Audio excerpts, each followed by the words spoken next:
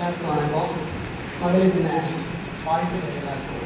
2 10 kilo pack எடுத்து போகிறது ஈஸியா, அல்லது 1 கிலோ பொருட்கள் 20 எடுத்து போகிறது ஈஸியா? 2 கிலோ பை எடுத்துட்டு போறது ஈஸியா? கை தட்டி எனக்கு பதில் சொல்லுங்க. ஆமாவா இல்லையா? ஆமா. சரி, 20 மிஸ்சலனஸ் 20 பொருட்கள் எடுத்துட்டு போறது ஈஸியா இல்லையா? பதில் சொல்லுங்க, கை தட்டி பதில் சொல்லுங்க. இல்ல. சோ நான் ஈஸின்ற, நீங்க இல்லன்றீங்க. கரெக்டா? சோ ஆம் இல்லைக்கு நீங்க கை தட்டி தான் எனக்கு பதில் சொல்ல போறீங்க. இதுதான் நம்ம இப்பதான் நம்ம பேச்சுக்குள்ளே நம்ம போறோம். உங்க சம்பளத்தை அப்படியே ஒருத்தர் கொடுக்கணும். அடுத்து உங்களுக்கு வந்த ப்ரொமோஷனை வேணான்னு எழுதி கொடுக்கணும்.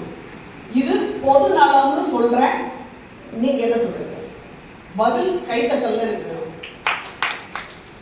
எல்லாம் இல்லைன்னு சொல்றீங்க. ஓகே, இப்போ இன்னொரு கதைக்குள்ள போகலாம். இது அப்படியே ஒரு இடத்துல பார்க் பண்ணி வைப்போம்.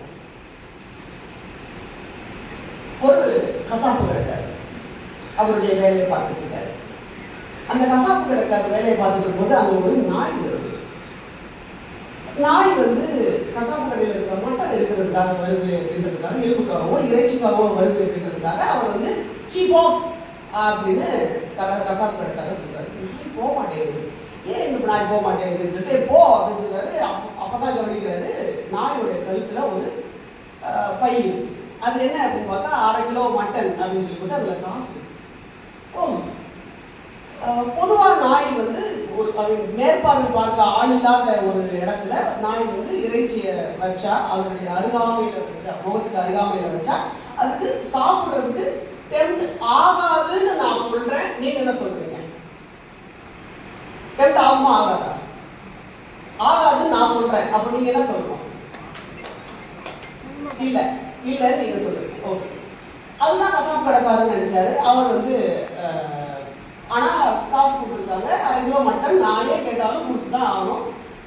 ஸோ அவருக்கு 1/2 கிலோ மட்டன் போட்டு, இன்னைக்கு இந்த நாயை விடுறது இல்லை, இது ஏதோ ஒரு வித்தியாசமான நாயா இருக்கு, இது என்ன நம்ம கண்டுபிடிக்கணும் அப்படின்னு சொல்லிட்டு, அவ்வளோதான் இன்னைக்கு கடை மூடிடுச்சு, எல்லாரும் போங்க அப்படின்னு எல்லாரையும் பத்தி விட்டு கடையை பூட்டிட்டு நாய் போயிட்டு இருக்கு. நாய் பின்னாடி ஒரு வேகமா போறாரு.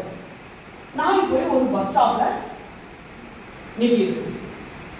பஸ்ஸை பார்த்து நாயால ஏற முடியும்னு நான் சொல்றேன். நீங்க என்ன சொல்றீங்க? என்ன இது கையெல்லாம் ஃப்ரீயா தான் இருக்கு? இருக்குல்ல ஃப்ரீயா? சொல்லுங்க. சோ நாய் பஸ் ஏற முடியாது. ஆனா நாய் பஸ் ஏறி நம்பர் பார்த்து, ஒரு நம்பரை விடுது, அடுத்த நம்பரை விடுது, இன்னொரு நம்பரை பார்த்து ஏறி, அப்புறம் அந்த நாய் பஸ் ஸ்டாண்ட் அதுக்குரிய பஸ் ஸ்டாப்ல பார்த்து இறங்குது. வீட்டுக்கு முன்னாடி போய் நிக்குது. காலால பரண்டுது கதவை. யாரும் கதவை திறக்கல. இவருக்கு வெயிட் பண்ணி பார்க்குறாரு. அந்த நாயின் சொந்தக்காரர் யாரு அப்படின்னு சொல்லி அந்த நாய் அதே பையோடையே பின்னாடி அந்த வீட்டுக்கு பின்னாடி போய் ஒரு ஜன்னல் பக்கத்துல நின்று உழைக்குது. உள்ள இருந்துட்டு அப்படின்னு ஒரு சத்தம் வருது. உடனே நாய் வேகமா இந்த பையன் எடுத்துட்டு வேகமா போய் கதவு முன்னாடி போய் நிற்கிது. கதவை திறந்து உழைப்புனா என்னன்னே தெரியாத ஒருத்தர் அவர் கதவை திறந்து உள்ள வர, இந்த நாயை நான் இன்னைக்கு கொல்லாம விட மாட்டேன் அப்படின்னு ஒரு தடி எடுத்து வர. கசாப்பு கடைக்காரருக்கு கோவம். ஐயோ, அறிவு இருக்கா? இந்த மாதிரி ஒரு நல்ல நாய் எங்க கிடைக்கும்? ஒரு 1/2 கிலோ மட்டன் வாங்கிட்டு சொல்லியிருக்கிற, பொறுப்பா மட்டன் வாங்கி பஸ் ஏறி மட்டன் வாங்கிட்டு பஸ் ஏறி வீட்டுக்கு வந்துருக்குது. இந்த நாயை நீ பாராட்டாம இந்த நாயை கொல்லாம விட மாட்டேங்கிற அப்படின்னு கசாப்பு கடைக்காரர் கோவமா அந்த மனுஷனை வந்து திட்டாரு. அதுக்கு அந்த மனுஷன் என்ன சொன்னார் தெரியுமா? ஏன்னா இது ஒரு கேடு கேட்ட நாய்ங்க. இந்த வாரத்துல 3வது வாட்டிங்க சாவியை மறந்து போறது. வீட்டு சாவிய இந்த வாரத்துல 3வது வாட்டி மறந்து போயிருக்கு அப்படின்னு சொல்றாரு. அதிகாரத்துல இருக்கிறவங்களுக்கு எப்பயுமே நாம செய்யற எந்த சேவையுமே பத்தாது. அடுத்து என்ன இது வரைக்கும் பண்ணலையா, அடுத்து போனால முடியும் தானே. அடுத்து ஒரு ஸ்டெப் வா வா வா அப்படின்னு அப்படியே இழுத்துட்டே போயிட்டே இருப்பாங்க. இனிமே ஆண்கள் ஹெல்மெட் போட்டுக்காங்க மனசுக்கு. இப்போ நான் பெண்கள் வேற ஃபைன். இந்த அதிகார அமைப்புல இருக்கிறவங்க ஆண்கள். அது வீடாக இருக்கலாம், அலுவலகமாக இருக்கலாம், சமுதாயமாக இருக்கலாம். சமுதாயம்ன்றது ஆண் தானே, right? Correct. Doctor, lady doctor, engineer lady engineer, pilot lady pilot, right? So சமுதாயம்ன்றது ஆண்கள் தானே, ஃபைன்.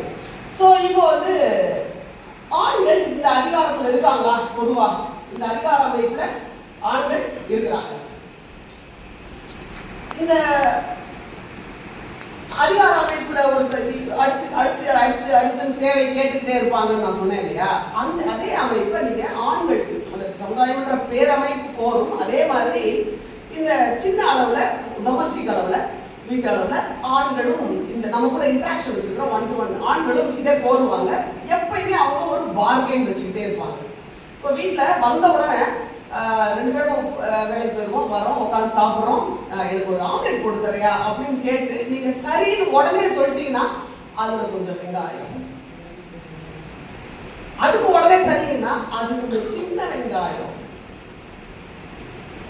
அப்படி அப்ஜெக்ட் பண்ணி எனக்கு சின்ன வெங்காயம், சரிவா சின்ன வெங்காயம் நறுக்கி கொடு, நான் உனக்கு ஆம்லெட் கொடுத்தேன். இல்ல இல்ல பெரிய வெங்காயம் பரவாயில்ல, இட்ஸ் ஓகே. இல்ல இல்ல நீ பெரிய வெங்காயமே நீ தான் நறுக்கி கொடு வா அப்படின்னா, இல்ல இல்ல எனக்கு வெங்காயமே வேண்டாம், வெறும் ஆம்லெட். புரியுதா உங்களுக்கு? எந்த இடத்துல they keep bargaining. நீங்க அவங்க சொல்றதுக்கு உடனே ஒத்துக்கிட்டீங்க அப்படின்னு சொன்னா பார்கெயின் பண்ணுவாங்க. இப்போ இப்படிதான் இந்த உறவு இது வந்து இதெல்லாம் அவங்க பார்கெயின் பண்ணிட்டே இருப்பாங்க. மோஸ்ட்லி பெண்கள் வந்து பீஸ் ஆஃப் மைண்ட் ரொம்ப வேலை பண்ணி டயர்டா இருப்பாங்க. ஏன்னா 2 பெரிய 10 கிலோ பைய சுமக்கிறது ஆணாக இருந்தால் இந்த 10 மிஸ்லனஸ் பொருட்களை சுமக்கிறது யாராக இருக்காங்க? வேலைக்கு போறாங்களோ வேலைக்கு போகலையோ இந்த 10 மிஸ்லனஸ் பொருட்களை சுமக்கிறது பெண்களாக இருக்காங்க. இதுதான் ரொம்ப டயரிங்கான ஒரு விஷயம். இந்த டயர்ல இது என்னத்தை வந்து பேசி பேசி புரிய வச்சு அவனுக்கு புரியாத மாதிரி நடிச்சு அதை நான் சொல்லி கொடுக்கறதுக்குள்ள நான் இந்த வேலையை பண்ணி முடிச்சு போயிட்டே இருப்பேன். இதுதான் எல்லா பெண்களுடைய இது. ஆனா அது பண்ணக்கூடாது. பார்கெயின், யூ பார்கெயின், நீங்க கிட்ட பேச முடியாது அப்படின்னு அவைய வேலை பண்ண ஆரம்பிக்கணும். 1. அடுத்தது இப்போ அந்த சுயநலம்ன்ற ஒரு இடத்துக்கு வருவோம். சுயநலம்ன்றது பொதுவா என்ன பண்ணப்படுது அப்படின்னு சொன்னா, எதெல்லாம் சுயநலம் அப்படின்னு பாத்தீங்க அப்படின்னு சொன்னா, எது உங்களுக்கு பாத்தியமானதோ, எது உங்களுக்கு உங்கள் செயலின் சம்பளமோ அதை விட்டு கொடுத்தல் சுயநலமின்மை. ஓகே, வர என்ன எக்ஸ்பிரஷன் சொல்றேன். அண்ட் எது உங்களுக்கு வர ஒரு ஐயா உங்களுடைய உழைப்பின் பயனை இன்னொருத்தருக்கு கொடுக்கிறதும் உங்களுக்கு பாத்தியமான உரிமையை இன்னொருத்தருக்கு விட்டு கொடுக்கிறதும் தான் சுயநலமின்மை. யாருக்கு விட்டு கொடுக்கறது அப்படின்னா, ரோட்ல போறவங்களுக்கு முதல்ல ஒரு கேள்வி கேட்டேன், ரோட்ல போறவங்களுக்கு விட்டு கொடுப்பீங்களா அப்படின்னா அது பைத்தியக்காரத்தனம். ஆனா அதுவே ஒரு இன்ஸ்டிடியூஷன் சார்ந்த ஒருத்தருக்கு விட்டு கொடுக்கறதாக இருந்தால், அது திருமணமோ குடும்பம்ன்ற ஒரு அமைப்பினாலேயோ ஏதோ ஒரு இன்ஸ்டிடியூஷன்னால, ஓகேங்களா, ஏதாவது ஒரு கற்பிதத்தின் அடிப்படையில் அதை விட்டு கொடுத்தோம் அப்படின்னு சொன்னா அவங்க ஒரு பொதுநலவாதியாக பாராட்டப்படுவாங்க. யாரெல்லாம் சுயநலவாதியா இருப்பாங்க அப்படின்னு சொல்லுவாங்க அப்படின்னா, ஒருத்தர் சம்பாரிச்சு தன்னுடைய குடும்பத்துக்கு கொடுக்காம தானே ஒருத்தர் வச்சுக்கிட்டாருன்னா அவரை சுயநலவாதின்னு சொல்லுவோம் இல்லையா? அப்போ அந்த குடும்பம்ன்ற இன்ஸ்டிடியூஷன் இல்லாத இடத்துல அது பைத்தியக்காரத்தனமா பார்க்கப்படுது. ஒரு இன்ஸ்டிடியூஷன் இருக்கிற இடத்துல அது பொதுநலமா பார்க்கப்படுது. பொதுவாக பெற்றோர்கள் இங்க இருக்கிற நிறைய பேருக்கு தெரிஞ்சிருக்கும், நிறைய பேர் அரசு வேலையில் இருக்கிறதுனால, ஒருத்தர் சம்பாதிச்சாரு மீதி நிறைய பேர் சம்பாதிக்கல, மீதி ஒரு 2 பேர் சம்பாதிக்கல அப்படின்னு சொன்னா அதை வாங்கி ஒரு அவங்கவுங்களுக்கு இண்டிபெண்டன்ட் குடும்பங்கள் ஆரம்பத்துக்கு முன்னாடி ஒரு நிரவி ஒரு ஒரு ஒரு இந்த ஈக்குவாலிட்டியை உருவாக்குறது மாதிரி முயற்சி பண்ணுவாங்க. ஆனா அதுல ஒருத்தருடைய உழைப்பு அதிகமா இருக்கும், இன்னொருத்தருடைய உழைப்பு கம்மியா இருக்கும். இன்னொரு விதமான சுயநலத்தை கூட நீங்க கேட்கலாம். ஒரு 10 பேர் இறந்து சொகுசு அடையலாம் அப்படின்னு சொன்னா அது சுயநலம் இல்லையான்னு, அதுக்கு கேபிட்டலிசம் வேற பேர் இருக்கு. பொதுவா சுயநலம்னு எதை சொல்றாங்க அப்படின்னு சொன்னா, இன்ஸ்டிடியூஷனலைஸ்டு செட்டப்ல உனக்கு பாத்தியப்பட்டதை இன்னொருத்தருக்கு விட்டு கொடுக்காம இருக்கிறத தான் சுயநலம் அப்படின்னு சொல்றாங்க. இது யாருக்கு, யாரை நோக்கி இந்த சுயநலமா இருக்கு அப்படின்ற ஒரு விஷயம் அதிகம் பயன்படுத்தப்படுது அப்படின்னு சொன்னா பெண்களை நோக்கி அதிகமா பயன்படுத்தப்படுது. ஆனா இந்த நான் சுயநலம் இல்லைன்னு நிரூபிக்கிறதுக்காக அவங்க வைக்க போற, நீங்க செத்ததுக்கு அப்புறம் அவங்க வைக்க போற சிலைக்காக நகர முடியாம ஏற்கனவே வச்சிருக்கிற ஆயிரக்கணக்கான லட்சக்கணக்கான சிலைகளுக்குள்ள நகர்ந்து நீங்க உங்க வாழ்க்கையை நகர்த்துறதுக்காக அப்படியா அவ்வளவு சிலை வச்சிருக்காங்களா எங்க பெண்களுக்கு யாராவது? இல்ல, நீங்க கையே தட்டல. சோ அப்படிப்பட்ட ஒரு சிலை நம்ம அப்பாய அப்படின்றதுக்காக என்ன பண்றாங்கன்னா, நான் சுயநலம் இல்லை, நான் யாருக்காகவும் எந்த தியாகமும் பண்ணுவேன் அப்படின்றத நிரூபிக்கிறதே பெண்கள் தங்களுடைய வாழ்நாள் கடமையாக வச்சுட்டு இருக்காங்க. யாரு வந்து வலிமையானவங்க, உடல் வலிமை அப்படின்றது ஆணுக்கு உடல் வலிமை பெண்ணு உடல் வலிமை இல்லை அப்படின்றது ஒரு மித் அப்படின்னு ஏகப்பட்ட அறிவியல் ஆராய்ச்சிகள் நிரூபிச்சிச்சு. யாரு தொடர்ச்சியாக உடல் உழைப்புல பிராக்டிஸ் பண்றாங்களோ அவங்களுக்கு இருக்கதான் செய்யும் இல்லையா. என்ன டெலிவரி அப்படின்ற ஒரு பிரசவம் அப்படின்ற ஒரு விஷயத்துக்காக அது கூட பாத்தீங்கன்னா மனித இனத்தை காப்பாற்றுறதுக்காக உடம்ப ஒரு ரெசிடென்ஸா கொடுக்குறாங்க பெண்கள் இல்லையா.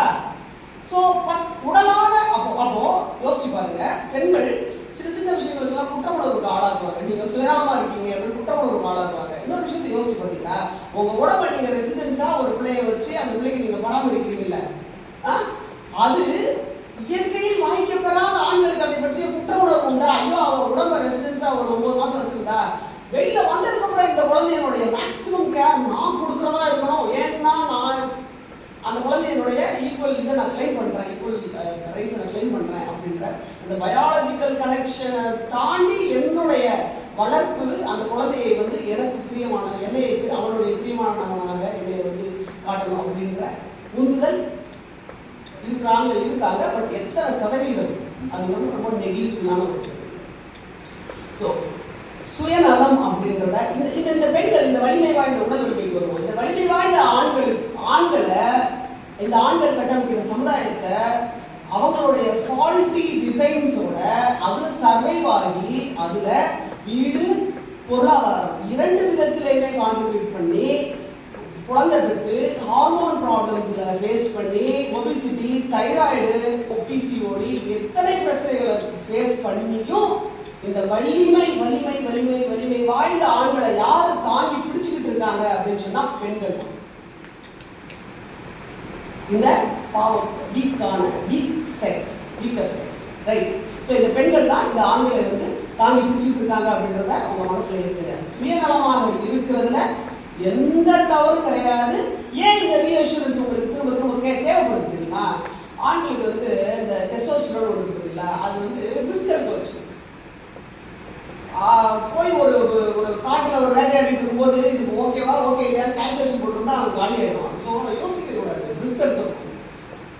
ஆனால் ஒரு ஒரு குழந்தை வளர்ப்புல ஒரு பெண்ணுக்கு அந்த சுற்றி இருக்கவங்களுடைய முன்னறிவு பட்டறிவு இருக்கு பார்த்தீங்களா, அந்த குகைகளில் வாழ்ந்துட்டு குழந்தை வளர்ப்பு அப்படின்ற ஒரு குகை இருக்கும் இல்லையா, அந்த குகைகளில் வாழ்ந்துகிட்டு இருந்தபோது இது குழந்தைக்கு இது வந்தா என்ன மூலிகை வரும், இது வந்தா என்ன இலை கொடுக்கணும், இது வந்தா என்ன காய் கொடுக்கணும், இந்த மாதிரியான விஷயங்களை ஏற்கனவே எக்ஸ்பீரியன்ஸ் பண்ணி அப்படியே செவி வழியா கடத்திக்கிட்டு வந்துட்டே இருந்துருவாங்க. அந்த இது இருக்கு பார்த்தீங்களா, அந்த ஒரு நாலேஜ் இருக்கு பார்த்தீங்களா, அந்த நாலேஜ் ஷேரிங்காக இந்த விமனோட எண்டோக்ரைனாலஜி எப்படி ஒர்க் ஆகுது அப்படின்னா சஜஷன்ஸ் எடுத்துக்கிறத அவங்களுடைய உயிரியல் தன்மையாக வச்சுருக்கு.